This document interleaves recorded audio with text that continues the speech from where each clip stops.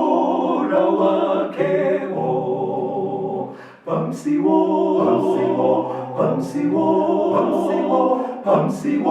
gune pamsiwo Hallelujah gune ari pamsiwo Zvione sozvekuguya zvino zviri kuitika toona nekukasika musi wakanaka pamsiwo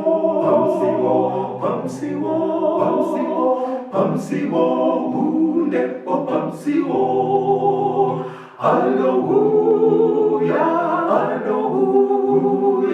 hunde ari pamsiwo. Kwaziwai vateereri, tinomuchingamidzai kuchirongwa The Second Coming of Christ. Pamunopiwa naPastor Gift Rwodzi vekuNorth Zimbabwe Conference of the Seventh-day Adventist Church, pamwe chete navaCaston Betera, Assistant Publishing Director kuEast Zimbabwe Conference of the Seventh-day Adventist Church. Mustudio nhasi tina Proclaim Rwodzi ari kutisira into sign language. Kwazisai vateereri vaBetera. Vateereri tinokuchingamidzai. Toda kutenda hurukuro yedu yanhasi tiri kutaura ine musoro unotiwo zvekudya zvevana vaMwari part 2. Tiri kususukidza kubva patakasiyira muchikamu chakapfuura. Regai vaBetera vatitungamirire tipinde muhurukuro yedu. Tichatanga nekuerenga kuna Genesis chapter 9 verse 4. Genesis chitsauko 9 verse 4. Asi nyama kana ino upenyu hwayo iro ropa rayo musaidya iyo.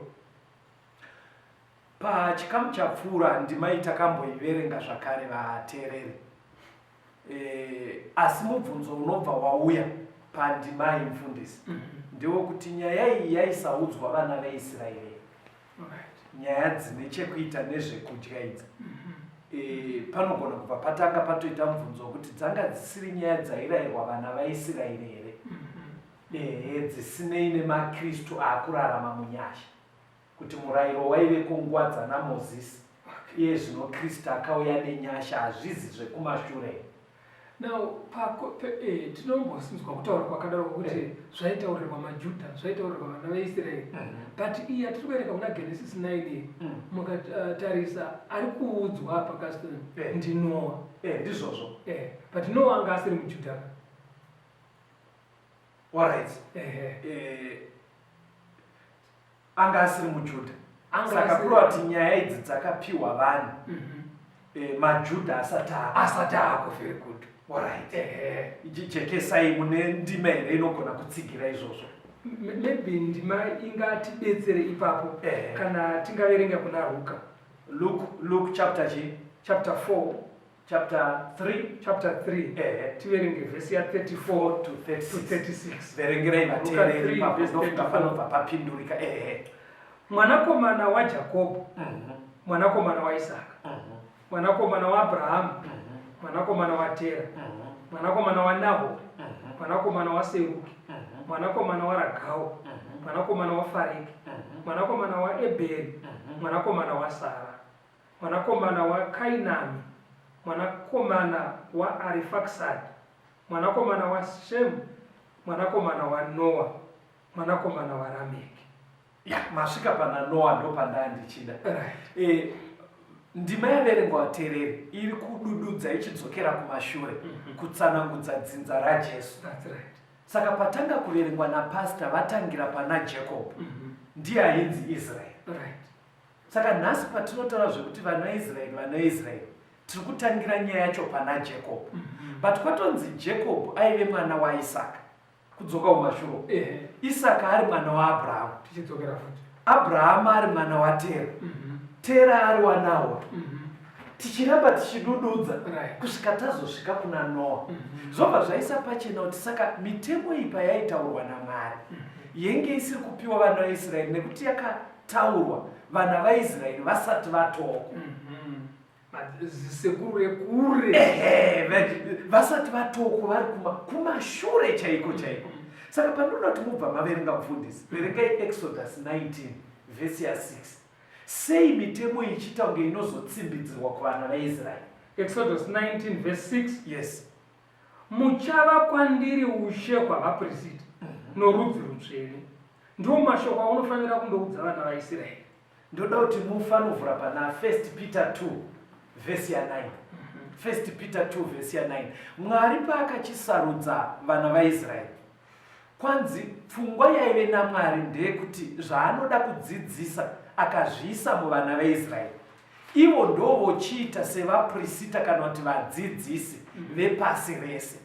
Saka kusarudzwa kwevana vaIsraeri vaisarudzwa serudzi rwunoda kutanga rwadzidziswa, irwo rwobva rwachinodzidzisa pasi rese. Saka vana vaIsraeri vari kunzi ndo vaida kuitwa vaprista vaMwari, kuti vave vaprista kune dzimwe ndudzi, vachidzidzisa dzimwe ndudzi dzose. Saka kana tazosvetuka nguva yafamba taakuno kutestamende itsva kwaane maKristu, anofanira kuva ari muprista anoticha vamwe ndiani. Verengai 1 Peter 2 vhesi ya 9. Peter wakutanga chapter 2 verse 9. Asi imi muri rudzi rwakatsanangurwa, uprista hwamambo, rudzi rutsvene, vanhu vaakazviwanira, kuti muparidze kunaka kwaiye wakakudanai, kuti mubve parima muuye kuchiedza chake chinoshamisa. Saka Bible riri kuti nyaya idzi dzapiwa kuna Adamu, pastor, dzapiwa kuna Noah. Mwari akazodzipa futi vana vaIsraeri. Handiti? But Peter abva azonoisa chirahwe chacho. Zvikanzi aiwa zvaiitiswa vana vaIsraeri, Mwari ndo zvaida kuti zvizoitwa nemaKristu anhasi, kudzidzisa vamwe. Isu tive uprista hwacho, todzidzisa vamwe kuti vanhu vazive kunaka kwaMwari. Ameno kuti pakujeka. Saka nyaya yemirayiro yezvekudya yaipiwa vana vaIsraeri, ndizvo hazvo nguva iyoyo vateereri, but chirahwe chaive naMwari achitarira mberi uku, aitozva kuti zvandiri kukuitisai imimi vanhu vaIsraeri ndo zvandoda kuti zvizonoitwa nemaKristu, ndo vachazonoita uprista utsvene hwaMwari. Kureva kuti kana vaitarisirwa naMwari kuchengeta mitemo ndo zvikutarisirwa maKristu nhasi. Ende munozwa kuti ukaverenga kuna Mabasa 15, pfungwa yacho inojeka kuti zveshuwa chiyero chaishandisa Mwari pakupa mitemo iyi chichiri chimwe chete nanhasi. Verengai Mabasa 15 vhesi ya 19 to 20. Mabasa eApostoli chapter 15 vhesi ya 19 na 20. Naizvozvi ini ndinoti, ngatirege kugumbusa avo pakati pavahedheni vakatendeukira kuna Mwari, asi tivanyorere kuti varege zvakashatiswa nezvifananidzo noupombwe nezvakadzipwa neropa. Manzwa here vateereri kuti vhangeri paraifambiswa musangano uyu wagarwa nevadzidzi vaJesu, painetseka kuti vanhu vari kuti vaakuda zvaMwari tongovagashira vakadare here kuti paurimi pavo pavo vaakungoti Jesu Jesu. Hanzi ndobva vawirirana vachitungamirirwa nemweya waMwari kuti zvakanaka varomeka, vanhu ava pavanouya vachibva kuchihedheni vachiuya kuchiKristu, ngavabva vatoudzwa kunzi vasiyane neupombwe, vasiyane nekunamata zvifananidzo, uye vasiyane nekudya ropa pamwe chete nezvinhu zvakafa zvega, inova mitemo iya yakaudzwa vanhu vaIsraeri. Imi ndimi vafundisi, muri kuudza here vanhu vanotendeuka nyedzi? Ndakubatikidza vanhu vese vakateerera, ndimi vafundisi. Kana kuti muri kungoti uya kuna Jesu, uya kuna Jesu, musingaudzwa kuti aiwa ukauya kuna Jesu wauprista hwaMwari, waakutarisirwa kuti uchengete mitemo ye. Saka muona vateereri, chidzidzo chedu chiri kuti zvekudya zvevana vaMwari, hatisi kungoti zvekudya. Inyaya inokonzena ari kuti aakuda kufamba naMwari. Saka nyaya yeropa ikastoni yakaudzwa kuna Noah, ikadzokororwa kuvaIsraeri. Yes. Iri kudzokororwa nekwatiri maKristu nhasi. Yes. Mwari haadi kuti vana vake vadye ropa. Ndizvozvo. Saka zvakakosha kuti cherechedze vateereri tinyatsonzwisisa kuti ropa rinodyiwa nepaviri nevanhu. Rimwe seranga richitaurwa naCastleton retika kushakwa remusiya neramataura kozoita rimwe rekudyira mukati menyama yacho. Mwari anokoshesa madyiro atinoita nyama akati idyai, asi pakuidya inofanira kuti timake sure kuti yandabika haina ropa mukati mayo. Ndoda kutenda mufundisi, asi ndoramba ndidzoka kwamuri mufundisi. Maonere kuti paitendeuka vahedhe navo chinhu chavaitonzi vakasike vaudzwa. Ndozvo zvamuri kuita here? Handisi kuti mudairirenyi vamwe vafundisi vese. In other words, ndikutokukurudzirai kuti pamunoona vanhu vachiuya kumakereke paya, itai kuti vanhu vadzidze zvidzidzo izvi. Haikona kungoti munhu ari kuuya ari mhombwe okondinya neupombo, uku ainamata zvifananidzo okondinya nazvo, uku aingodya zvakadzipwa zvakafa zvega okondinya achidaro. Kana vadzidzi vaikoshesa nyaya imimi vafundisi ndinodaira kuti muri mubhutsu dzevadzidzi vaKristu, dzidzisai vanhu nyaya iyoyi. Toda kutenda nekuteerera kwenyu vateereri. Iko zvino tichambodzwa kambo touya toenderera mberi nechidzidzo chedu. Rambai muinesu. Jesu anouya nekukasika, kana tichimunamata mapfupa acharira kwebede. Jesu anouya nekukasika, kana tichimunamata mapfupa acharira kwebede. Mapfupa kwekwebede, mapfupa kwekwebede, mapfupa kwekwebede. Kana tichimunamata mapfupa acharira kwebede. Mweya wa Jesu hausiwe kutya, ndewe rudo kukurira nekuzvidzora. Mweya wa Jesu hausiwe kutya, ndewe rudo kukurira nekuzvidzora. Mapfupa kwekwebede, mapfupa kwekwebede, mapfupa kwekwebede. Kana tichimunamata mapfupa acharira kwebede. Namatai Mwari wakasika zvose, kana tichimunamata mapfupa achamuka gwindiri. Namatai Mwari wakasika zvose, kana tichimunamata mapfupa achamuka gwindiri. Mapfupa gwindiri, mapfupa gwindiri, mapfupa gwindiri.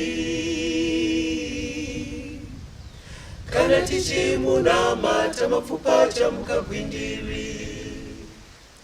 Kana tichimunamata mapfupa achamuka gwindiri. Tinomuchingamidzai vateereri, tiri kuenderera mberi murukuro yedu zvekudya zvevana vaMwari. Betera.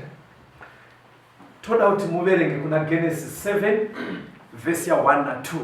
Genesis chitsauko 7 verse ndeya 1 neverse 2. Zvino Jehovha wakati kuna Noa, pindai maareka iwe nemhuri yako yose, nokuti ndakuona iwe kuti wakarurama pamberi pangu parudzuvo. Pamhuka dzose dzakanaka utore nomwe nomwe, mukono nehadzi yayo, napamhuka dzose dzisakanaka utore mbiri, mukono nehadzi yayo. Mwari paakasika zvinhu zvese kuna Genesis 1, Bhaibheri rinoti uonei zvakanaka. Aiona zvese zvakanaka. But kuna Genesis 7 vateereri, kana manzwa pastor vachiverenga, hanzi Mwari akaudza Noa kuti pamhuka dzakanaka tora dzakati, pamhuka dzakashata dzisakanaka tora dzakati. Asi ndiye akanga asikaona zvese zvakanaka, but iye zvina kuti kune dzakanaka koita dzisina kunaka. Kunaka imanjo ndinototi mundibatsire ipapo. Because vaipinda muareka dzimwe dzichinzi ngadzite mapoka 7 dzimwe 2 chete. Now pfungwa iri kubuda panapa Betera nemivateereri ndeyekuti Mwari pakusika kwake akaisa mhuka muzvikwata zviviri. Right.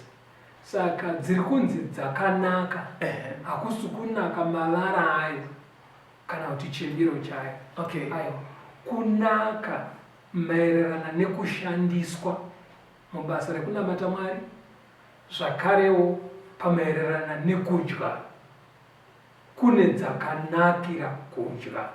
Toda kutenda ndada pamatsanangura kuti dzakanakira zvichienderana neukama hwemunhu naMwari, kungave kunamata, kungave kudya. Noti pfungwa inoda kuti irambe rimwaterera ndekutoti kutodya kwacho ikoko kune chekuita neukama newe naMwari.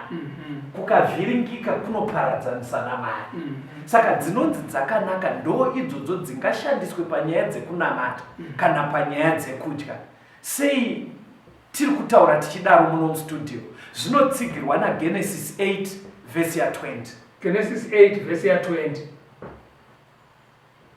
Noa akavakira Jehovha aritari, akatora dzimwe pamhuka dzose dzakanaka neshiri dzose dzakanaka, akapisira zvipiriso zvinopiswa paaritari. Noa akuita zvipiriso kuna Mwari, ari kutonzi akatora mhuka dzakanaka.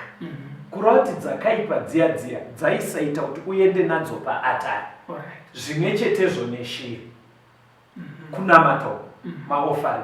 Hatichiendai mukudya tione mipanda miiri yazvakare, kuti pakunamata tichiita maofaring kune dzakanaka nedzakaipa. Ndo dzimwe chete dzekuti takuenda panyaya yekudya dzinongoramba ari mipanda miiri, kuti kune dzakanaka nedzakaipa.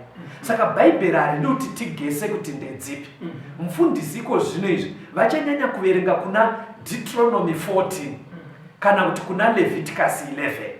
Imi munozoverenga machapter acho ese, asi mufundisi vachaverenga mavhesi mashoma andinoda kuti vaverenge kuti zvinogona kuti batsira tibatsirike. Deuteronomy 14 verengai kubva verse 2 kusvika pa 6. Pastor, Deuteronomy 14 verse ya 2 kuenda pa 6. Nokuti uri rudzi rutsvene kuna Jehovha Mwari wako. Jehovha wakakutsaura pakati pendudzi dzose dzavanhu vari panyika kuti uve rudzi rwake chaivo. Usadya chinhu chipi nechipi chinonyangadza. Mhuka dzamungadya ndidzo mombe negwai nembudzi nenondo nemhara nemhembwe netsoma nemharapara nenyati nengururu. Mhuka ipi neipi ine mahwanda akaparadzana, ine tsoka dzakaparadzana, inodzeya, ndidzo dzamungadya henyu. bhaibheri rakutotilistira vatendi. Ndofunga muri kuteerera kwamuri ikoko. Hanzi pamhuka dzingadyiwe panzi mombe, gwai, mbudzi, nondo, mhara, mhembwe, tsoma, ngururu, nyati. Bhaibheri ranga riri kunyatsotsanangudza dzese dzinodyiwa idzi vateereri.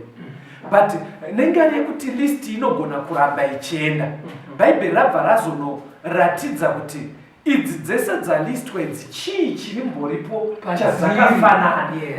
Bhaibheri rati dzine mahwanda akaparadzana uye dzichidzeya. Mahwanda akaparadzana chii mufundisi?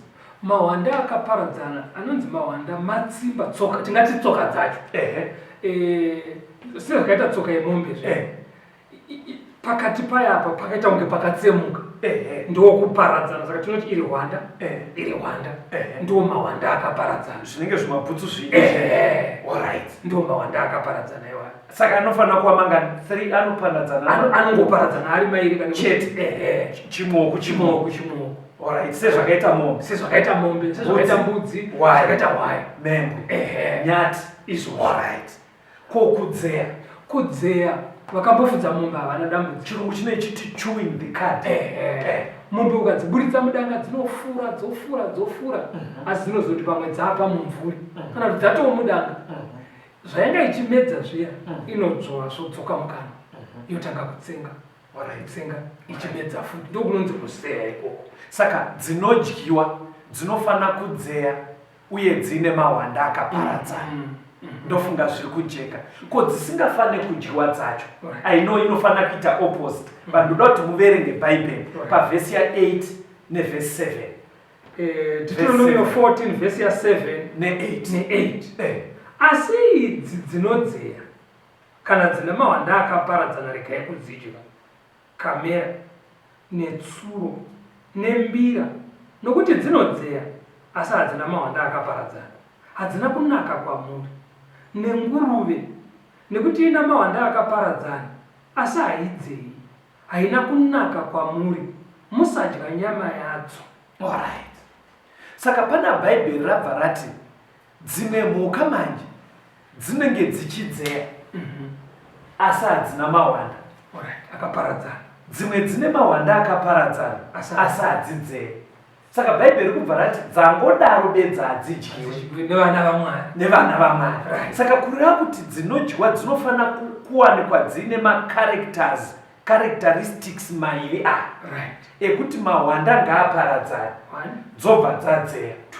Saka Bhaibheri manje because ndinozati kuna vanhu vanoda kunyepera kuita zvekuconfuse kuti inini zvikundiconfuse vari kutiko mustudio rabva raenda kwatinonyanyofarira zvikanzi tsuro inzwai vateereri inodzeya ukakaisa mudanga kari mukeji muya muchikapa uswa hwamunonotema muya munotoona dzimwe nguva uswa hwapera kakangogara kega kachifambisa shaya kudai kanodzeya but hanzi tsoka dzacho hakana mahwanda akadii iyo tsuro negenga yacho yese anambira mbira yacho yabva yataurwa zvikanzi pamwe pacho futi hanzi nguruve manje mahwanda acho akatoparadzana but haidzeye inogodya semunhu.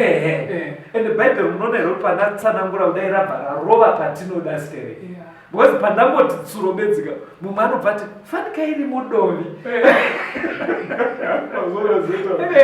fanika kakaomeswa kari mudovi aiwa vatendi tsuro yanzi haidyiwe nenguruve. Nguruve iyi ndo poko anenge amapoko paini saka ndo zvarambwa zvese inogona kuchinjwa zita asi kwayabva ndokuri kunzi ikwarambwa. Munoziva pekutanga pandakanzwa nyaya iyi ndichizouyawo kuti ndakuda kuteedzera zvinoita Mwari tiri kumusha paitaurwa nyaya idzodzi dzetsuro idzi munoziva nharo dzandaita pane mai vangu ndo akatanga kutendoka ndo akazondikwenya zvikati nhaiwe kastomara uri kumbonyanyodya tsuro nganiko pamukore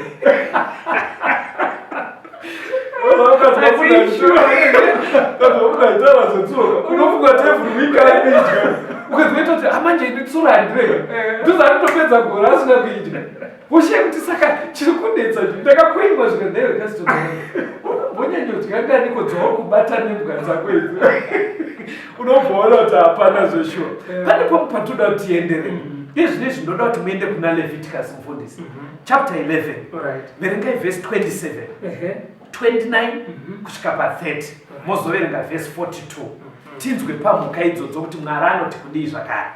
Leviticus 11 verse 27 zvose zvinofamba netsoka dzakapfava pakati pemhuka dzose dzinofamba namakumbo mana zvinofanira kuva zvisina kunaka kwamuri. Right, verse 29 mosvika pa30 zvisakanaka kwamuri pakati pezvinokambaira zvinokambaira panyika ndizvo chidembo negonzo namarudzi egwava nechipfira nedzvinyu negoroboshwa nedhambakura norwaivi. Verse 42 zvose zvinofamba nedumbu uye zvose zvinofamba namakumbo mana uye zvose zvinofamba namakumbo mazhinji zvose zvinokambaira panyika hamufaniri kuzvidya nekuti zvinonyangadza. Saka makumbo akapfava ataurwa nevhesi 27 chii abva ataurwa kando anowanikwa kuna nambeva panzoka nembwa makava adzi gonzo guru hakusi kutaura kwebhaibheri kwekungoreva genga yanahovo nemakonzo nanatsindi zvichienda izvo zvinowanikwa kandofemiri yana chidembo nezvimwe zvakadai anonzi makorowotyo mazvinyaya anoitika zvimareptiles. Saka tongoti mareptiles ese arambwa zvidembo majerenyenje imbwa nemakava zvarambwa mbada ndodzi neshumba dzinetsoka dzakapfava hazvikwana. Alright, ndobva zvabva ipapo ndobva paenda kunzi zvine makumbo mazhinji ndopakuya madora manje neakati totwa nemazongororo twakawanda tunodai tumakumbo etwoto. Saka manzwisira ndiri kuita tichida kusamaraizira vana vaye zvino toti mareptiles ese nanarwafa hakuna chinodyiwa handitika tobva taenda ku cat family yese haidyiwe toti cat nedog family kuti zvibatika hakuna chinodyiwa ikoko. iyi toiti chifamily yemadora yemakonye nanhara titoiti katingoti makonye alright muri kuzvidzwa ateereri izvozvo akoda kuzoti ndakaomeswa ari kuyerwa mukamba aiwa bhaibheri rarama. Alright, ngatifambei endei kuna Deuteronomy 14 verse 9 to 10 timbonzwa pane zvemvura. Deuteronomy 14 verse ya 9 na 10 ndizvo zvamungadya kune zvose zviri mumvura, zvose zvine zvimbi namakwande mungazvidya, asi zvose zvisine zvimbi namakwande musazvidya izvo, hazvina kunaka kwamuri. Saka zvanzi zvemumvura idyai zvine mafins and scales. Zviizvi pastor anonzi mafins kana kuti zvimbi.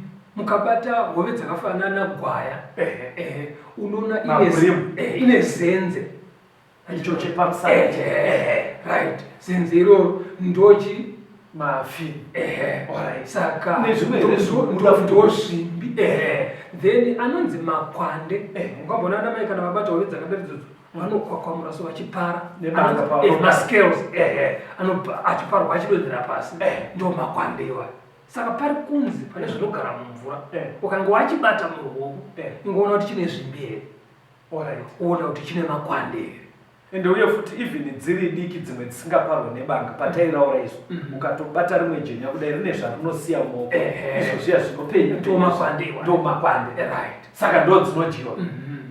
But manje hamusi muda kuomesera vanhu here, muda kubvisa chikafu chakawanda because mune matorasa seafood yese because vanhu pavanoti seafood havasi kutaura manje zvamataura izvo, vari kutaura zvimwe zvemumvura zvakafanana necrocodile tail, muswe wegarwo, crabs, makakanje, oyster nemvuu chaiyo.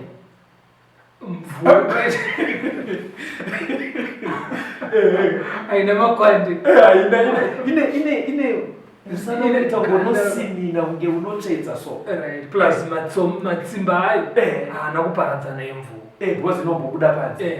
Alright, saka zvese izvi hazvidyiwe ndokura ndo zvingori pachena pabasa kutaura kwariri kuita bhaibheri unomwari.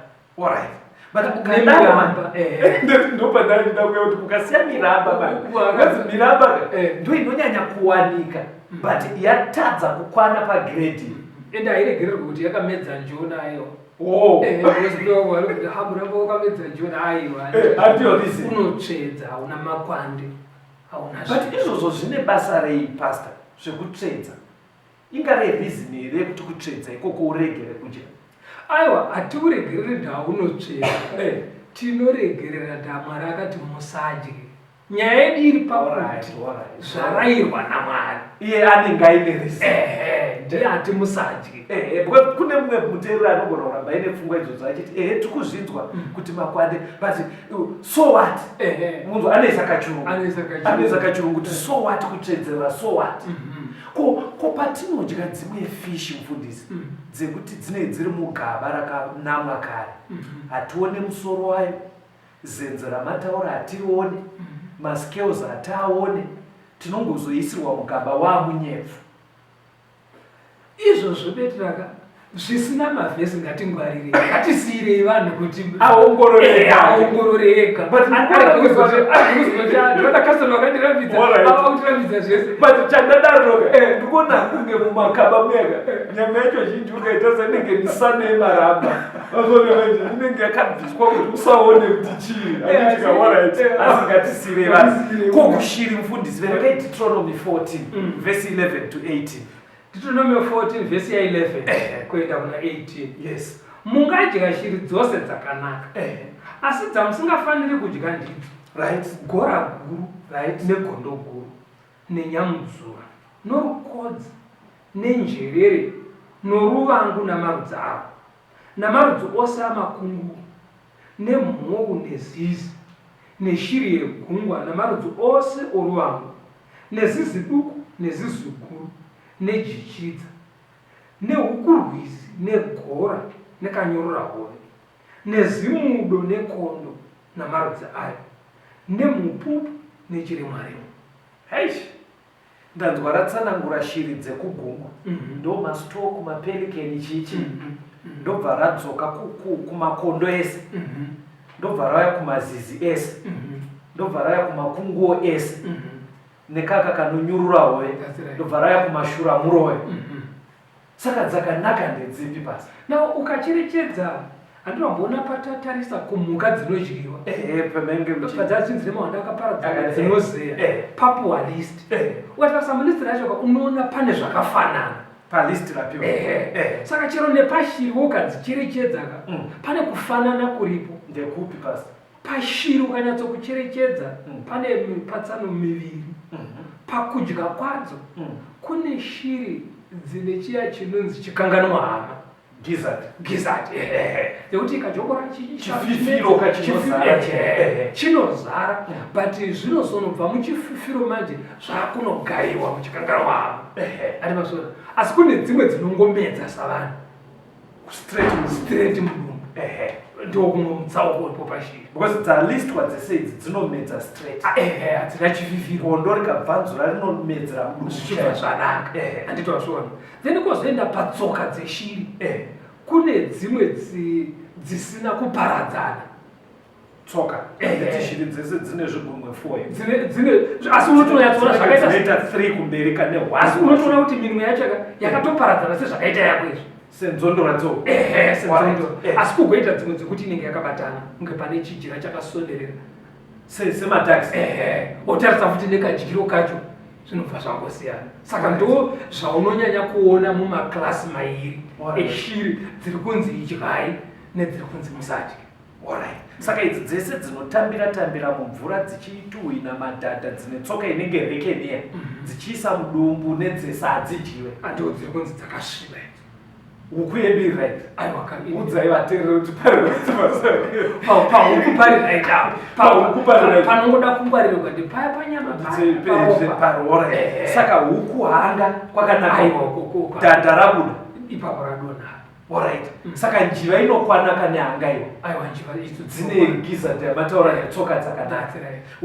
Pane rimwe vhesi randoda kuti mutsanangure pastor Deuteronomy 14 verse 21 iyo pana 14 verse 21 iverengei. Deuteronomy 14 verse 21 musadya chinhu chakangofa choga ungachipa mwene uri mukati mamasuo ako iye achidye kana ungachitengesere kumutorwa nokuti iwe uri rudzi rutsvene kuna Jehovha Mwari wako.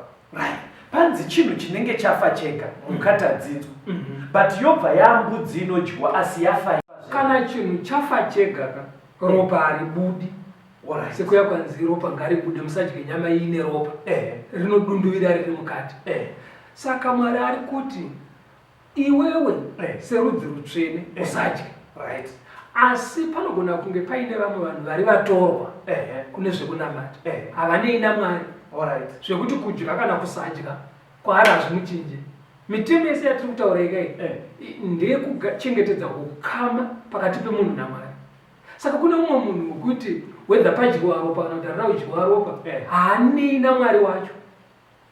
Saka ari kunzi munhu akadarei akadya zvagara ndokusaidhi kwaari. Saka kureva kuti mombe yangu ikafuma yakafa instead yekuti ndiicherere gomba ndiipise uye haazondone musha anogona kuti vanhu vane utsinya kucherera nyama anenge aitokuona uine mwoyo wakashata. Saka anogona kuti ndipe yangu mupe but aneivedzenga sei neropa rakwamba aanei nazvo zveropa because dzimwe dzacho dzinotorambidzwa anodya dziya dzine tsoka dzakapfava nedzimwe dzakasviba anodya. Saka iyi inotodyiwa asi yafa yega kwaari haina dambudziko. Asi usati waenda mberi pastori hazvisi kureva kuti vana vaMwari ngavachichengeta nguruve netsuro vachiti iprojekti yekutengesera vatorwa handizosi kutaurwa nevhesi ndaida kutozobvunza ipapo ndopandaida kubvunza kuti saka kana Mwari achitendera kuti iwe usadye zvimwe zvinhu zvipiwa haasi kureva dzagara dzinorambidza. Saka muri kuti iwe tobhota haudi kudya hako nyama, unogona kuchengeta huku here, haina dambudziko. alright, dada paramba ipapo unogona kuchengeta here mombe asi usingadya hako mombe, hapana dambudziko. Nguruve manje ipapo hapo wakuichengetere uri kukurudzira zviri kurambidzwa naMwari, alright, ndo panoita dambudziko racho. Alright, toda kutenda vateereri. Iko zvinomirai timbonzwa kambo touya tichipedzisa chidzidzo chedu.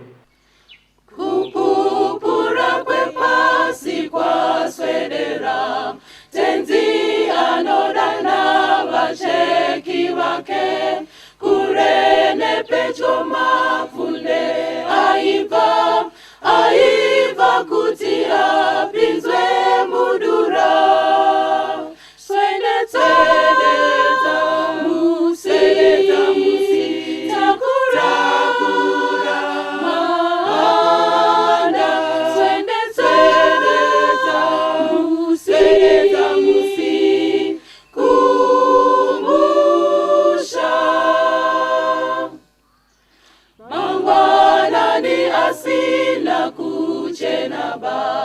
Ari kukasika kuswedera, mapfunde akaraswa muchitema, ngaaunganidzwe nguva ichipo. Swededza musi takura mavanda, swededza musi kumusha. Zvakanaka kusewenza nerudo, tsimbe rakanaka rekudenga, tokokwa tosundwa neururudo, runotipa michero yakawanda. Swededza musi takura mavanda, swededza musi kumusha. Tinomuchingamidzai vateereri, atienderere mberi murukuru yedu zvekudya zvevana vaMwari. Toda kutenda nechikamu chapfuura chaisa pachena zvinofana kudyiwa kana kuchengetwa nevana vaMwari, vangade kuzotengesera vamwe kana kudya ivo. Tanga tichinyanya kuerenga Deuteronomy 14 naLeviticus 11. Izvi zvinopa toda kuti tiende pastor, chikafu chinogona kuva right, mhuka yacho iriyo chaiyo, chourayiwa nenzira yakanaka ropa musina, but chomboitirwa dzimwe tsika kana zvimwe zvinoitwa. For example, zvinotaurika zvinozikanwa kuti kune chikafu chinogona kutanga chateketerwa, kana kuti chonzi muriwo wevakafa, muriwo wenyu uyo, nezvimwe zvingangoitika. Pana Daniel paipa, Daniel 1:8, ndichiruka kuchidzidzo chakapfuura makamboti imimi Daniel dzinogona kudaro dzaive zvimwe zvikonzero zvakaita kuti arambe chikafu chamambo. Verengai futi vhesi iroro, Daniel 1:8. Patsanangure futi kuti panofambiswa sei. Vhesi ya8. Asi Daniel wakazvisunga mumwoyo make kuti haangazvisibisi nezvokudya zvamambo kana newaini yaainwa. Saka wakakumbira kuno muchinda wavaranda kuti arege kuzvisvibisa. Right. Ndopandiri kuti inini inenge itori mombe inotodyiwa yaurayiwa nenzira yakanaka. But imimi pane zvamakataura zvairambira futi Daniel. Tsanangurai futi vateereri vachinzwa. Chimwe chinhu chinobuda ndechekuti panopirwa zvinhu zvisiri kupirwa kuna Mwari, panenge pachiinvhaitwa mweya yakaipa. Vaya vanopira vaya kana vanhu vachipira midzimu, vachipira zvifananidzo, wavari kukoka pazvinhu izvi haasi Mwari wekudenga, nekuti anozvirambidza. Asi shoko raMwari rinotaura kuti vanenge vachikoka mweya yakaipa. Saka mupfungwa dzaana Daniel vaiti ndikaenda pakunodya zvapfuura nekuyakuya ndaenda painivhaitwa mweya yakaipa inovengana naMwari. Ndiri vakaona. Saka ndoda kukutenda ine musati mapedza pesa. Ndandiroda kuti zvinobva zvabudira kuna vaKorinde nekutanga chitsauko 10. Alright, mamwina rovese. Wazi ndinaro ndachizeza kutanga ndangoriverengera vanhu. Musina kutsanangudza. I1 Corinthians chapter 10 verse 19 neverse ya 20. Verengai pastor. Zvinondotiko kuti chinobayirwa zvifananidzo chino here kana kuti chifananidzo chino here? Kwete. Asi ndinoti izvo zvinobayirwa navahedheni havazvibayiri Mwari asi mweya yakaipa. Zvino handidi kuti muyanane nemweya yakaipa. Saka pane zvinenge zvabayirwa vahedheni pavanozvibayira vachiteketerera kwavanoteketera, hanzi chiri kuitwa ipapo kukokwa kwemweya yakaipa. Saka imimi chiregai kubatana nemweya yakaipa pane zvekudya zvakadaro. Ndofunga apa pajeka apa mufundisi. Pati jekera. Kwandinoda kuti tidzidze mufundisi. Verengai kuna Mark 7 verse 15. Mark 7 verse ya 15.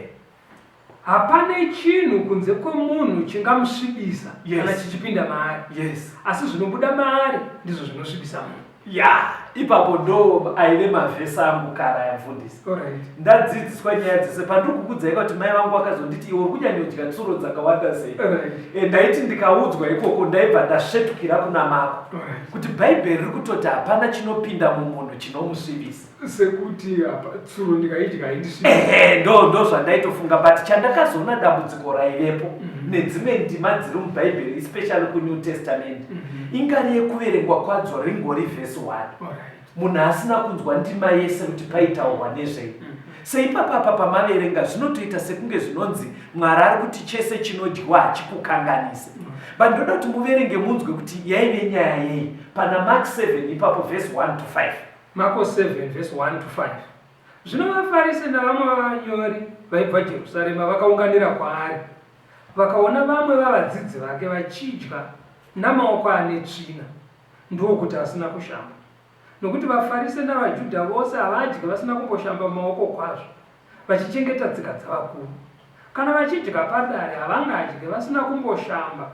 Nezvimwe zvizhinji zviripo zvavakanga vagashira kuti vazvichengete, zvinoti kusuka mikombe nehari nemidziyo yendarira. Ipapo vaFarisi navanyori vakamubvunza vachiti, vadzidzi venyu vanoregereiko kufamba netsika dzavakuru? Ndo nyaya yaiitika musuyo. Vangawanikwa vachidya vasina kugeza kudii.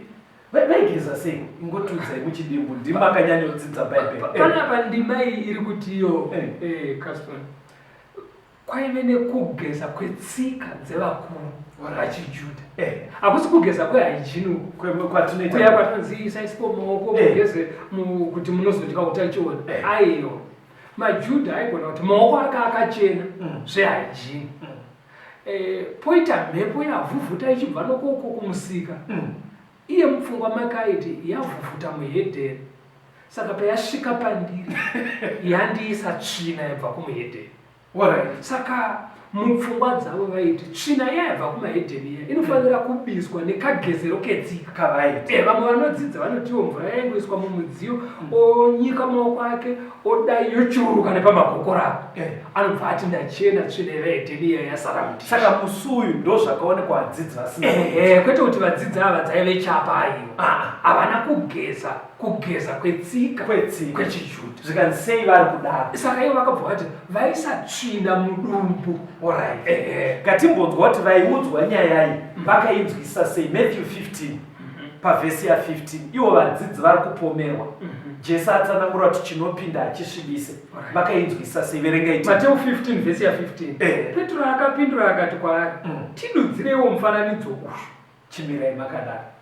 Muri kunzwa here vateereri kuti paine nyaya yatoitika Jesu ati chinopinda hachisvibise. Vadzidzi vakubvunza semunyaya vakatonyatsoona kuti nhema matananguriro aKristu itori parepo itsumwe. Because vakanyatsozva kuti kupindura kwake chiravo. Saka imimi haikonei kuchiti chinhu chakaonekwa nevadzidzi chiri chiravo imimi mochitora sekunge aiansa zviri straight. because vatopindurirwa nyaya yacho vadzidzi vari kutotirapika mapinduriro anaita yachirawe chiya maamuchirei because vakaita zvozvati haasi kumborova kuti tichitanga kudya nguruve ukazoenda naye pamberi unotoziva kutsanangura kuti aiwa zvinopinda mukatika zvinosvibisa munhu ndezvinobuda because mukati ndo unorongwa hora yese kuipa kuba upombwe unorongwa mupfungwa angabvunza apa abvunza kuti tidudzire mufananidzo ndiana ndipita ndiye wandoda kuti tiverenge kuna mabasa ati manyei kuna mabasa chapter 10 maybe tisataenda kuna mabasa andima iyo yapita anobva yamamuchitsanangura tikana verse 19 paMatthew 15 verse 19 nokuti mumwoyo munobuda mifungo yakaipa nokuuraya noufere noupombwe nokuba nokupupura nhema nokumhura Mwari ndizvo zvinosvibisa munhu asi kudya nemaoko asati ashambwa hazvisvibise munhu saka Jesu abvatora kuti haisi tsuro vhesi pamazotaura akonkluda zvakanaka akati kudya nemaoko asina kushambwa netsika dziya hazvisvibise munhu saka nyaya iri kutotaurwa apa kapa haizi yetsuro nenguruve nemiramba ndofunga pajeka unozwa kuti Peter yeyu pandandauda kuti muende pfungwa yauya ndichaitaura pamberi endai pana mabasa 10 kubva vhesi ya 9 ndoda timhanyidzane nenguva dzenyu mabasa 10 vhesi 9 iverengei muchitsetsa zvino fume mangwana vachiri parwendo vava pedyo neguta Petro akakwira pamusoro peimba kundonyengetera nenguva inenge ichitanhatu akaziya kwazvo akada kudya zvino vakati vachagadzira akabatwa mweya akaona denga razarurwa nechimwe chinhu chichiburuka somucheka mukuru unoburuswa pasi wakasungwa miromo miviri mai vane mhuka dzose namakumbo mana nezvinokambaira zvenyika neshiri dzedenga inzwi rikauya kwaari richiti simuka Petro baya udye asi Petro akati kwete Ishe nokuti handina kutongodya chinhu chisakanaka chine tsvina ipapo inzwi rikauyazve kwaari rwechipiri richiti chakanatswa naMwari usati chine tsvina iwe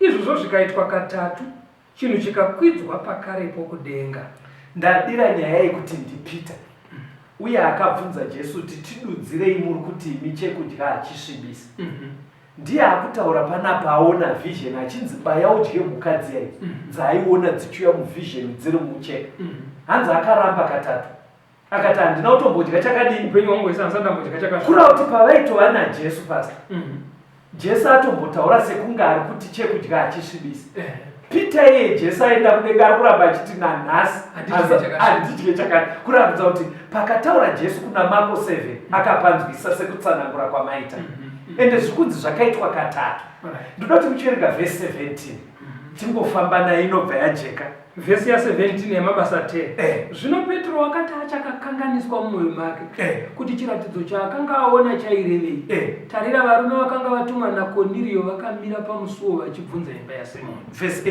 18 vakadana vakabvunza kana Simoni unonzi Petro agerepo zvino Petro achafunga chiratidzo mweya akati kwaari tarira varume vatatu vanokutsvaka zvinosimuka uburuke uende navo usinganyunyuti nokuti ndini ndavatuma Peter hanzi ari kukanganiswa kuti kutanga rimwe araida kuti tidye miramba nenguruve hanzi achikonfyuzika kudaro semumwe yanga achimuti baya udyowe ndiye akabva aenda futi akati Peter buruka pana vanhu vatokumirira pasi mweya uya hauna kukuita hasha naye kuti inda usina kuteerera ndakuti baya katatu semumwe uya ndokabvototi chiburuka pana vadii kutsvaka handobva vabvunzwa nemafambiro zvikatatuma naKoniriyo zvakadai ndobva aenda nevarume vaya chiverengai vhesi 27 kusvika pa29 vhesi ya 27 zvino wakati achataura naye akapinda akawana vazhinji vakaungana akati kwavari imi munoziva kuti hazvina kufanira kuti muJudha afambidzane nomunhu worumwe rudzi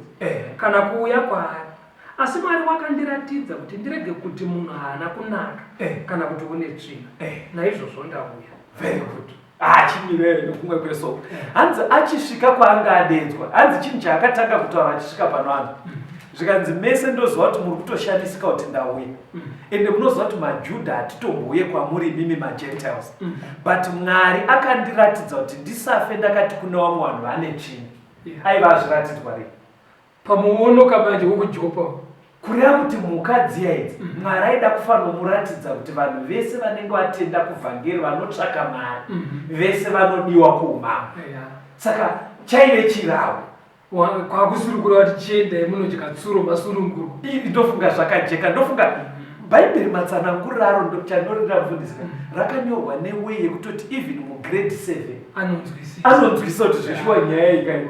Pane pandakamboitawo zvakaipa mufundisi nanhasi ndikufunga ndakaita zvakaipa pandaikurukura nemwendi mai akabva atonditi Petro akanzibaya udye saka ndandisati ndani patience dzandanadzo ndobva ndamuti saka paakanzibaya udya akaita sei akabaya here zvikati nemunhu uyo haana kubaya ndikati saka iwe uri kubayirei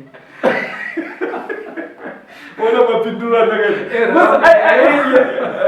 nanhasi ndoziva kuti handaunyatsofaita because iye munhu wacho aitonyanyouye Petro akanzibaya udye usati zvine ndobva ndamuti saka akabaya here andinomasona mani ndoda kuti muende kuna 1 Timothy chapter 4 verse ya 1 to 5 ingoiverenga yese kawa Timothy wekutanga verse 1 Timothy wekutanga chapter 4 verse 1 kuenda pa 5. Yes. Zvino Mweya anoreva pachena kuti panguva dzinouya vamwe vachatsauka pakutenda vachiteerera mweya inonyengera nedzidziso dzemweya yakaipa vachinyengerwa navanoreva nhema vakapiswa pahana dzavo nedare rinopisa vachidzivisa vanhu kuwanana nokurayira kuti zvimwe zvokudya zviregwe zvakasikwa naMwari kuti zvigamuchirwe nokuonga navanotenda vanoziva zvokwadi nokuti zvose zvakasikwa naMwari zvakanaka hakuna chinhu chingafanira kurashwa kana chichigamuchirwa nokuonga nokuti chinoitwa chitsvene neshoko raMwari nokunyengetera. Hanzi kuna vanhu vari kurambidzwa vamwe chikafu tiri mustudio tibatsirei ipapo ndisu here tiri mustudio tiri kurambidzwa now ingotibatirai pfungwa dzakakosha pandima yedu tinzwe kuti zviri sei. Ndima iyi mukaiverenga pane mavhesi mairi ari key anonyatsoburitsa zviri kurehwa ivhesi ya3 nevhesi 5. Pana pavhesi ya3 pari kunzi ipo vanhu pane zvakasikwa naMwari zvinofanira kugamuchirwa nevanotenda vanoziva chokwadi. Saka vanhu vari kutaurwa panapa mundima iyi havasi vanhu vasinganamati vaya vanana chamuka inyama aiwa kuri kutaurwa vana vaMwari vanoziva chokwadi. Chokwadi chekuti chii? Chekuti Mwari anokoshesa zvinodyiwa nevana vake vanochiziva chokwadi icho. Toenda pamberi verse 5 yati iyo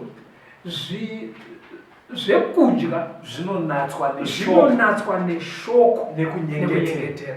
Kunatswa neshoko muchirungu inobva yati sanctified by the word, kureva kuti zvinotsaurwa.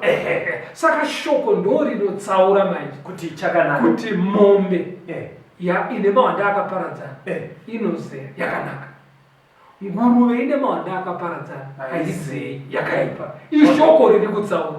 Saka pane zvaiswa kudivi rezvakanaka manje izvi neshoko izvozvo ndo zvamunotora mogadzira zvekubisa ropa zviya wochiisa patafura monamata manje wotozoisa munamata kwete kunamatira nguruve iyachiti kwete.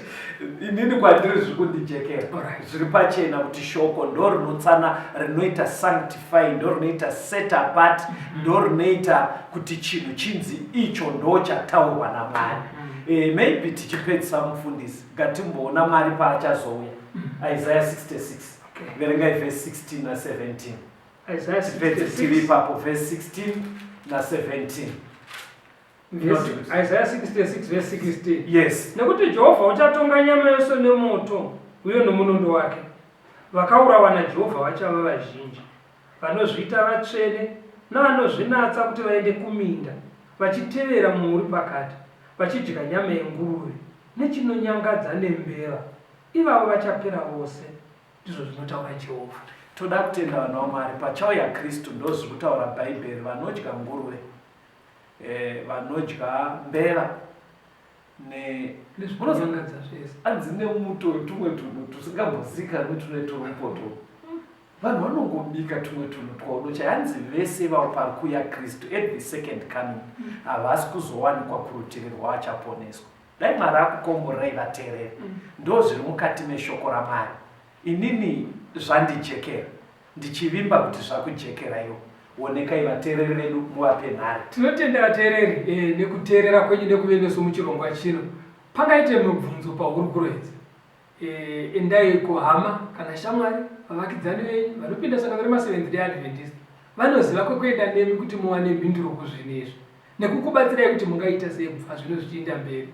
Kana kuti munogona kufona panhamba dzinotevera kana kutumira mameseji, matext, WhatsApp message pa 0775 460 175 0775 460 175 kana kuti 0716 452 086 0716 452 086. Mwari akuchengetei, tisangane muchikamu chinotevera.